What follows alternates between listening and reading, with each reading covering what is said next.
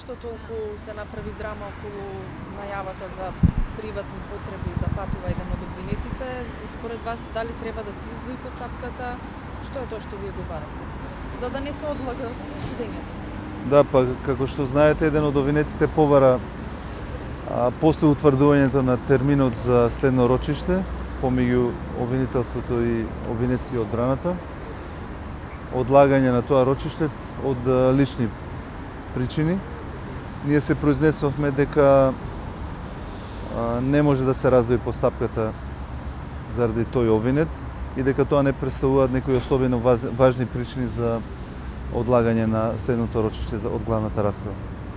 Генерално на ова судење, на овој процес има многу обвинети и веќе втор пат се одлага судењето. Како очекувате во иднина ова да се сопре со оглед на тоа што обвинетите се претежно со мерки на предпазливост или воопшто без мерки? Па не се сите обвинети со мерки на предпазливост. Неколку од обвинетите ги имаат тие мерки.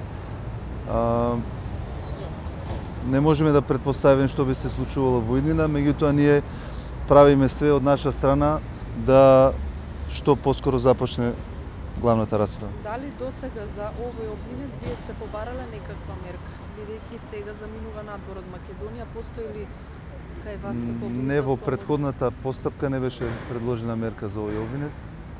Ова е нова ситуација, барем за нас и по однос на иницијативата за раздвојување на постапка, меѓутоа се произнесивме дека со оглед на видот и карактерот на кривично дело и на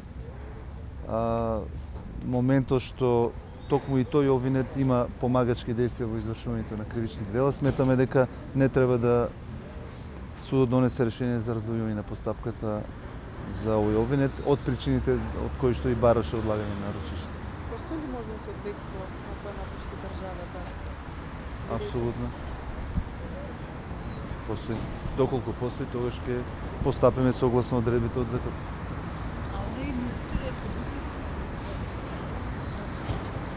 Па очигледно да, и музичаре, а во предметов е обвинет како овластно лице на еден од превозниците кои што вршеле превоз на ученици на територија на општина Битола.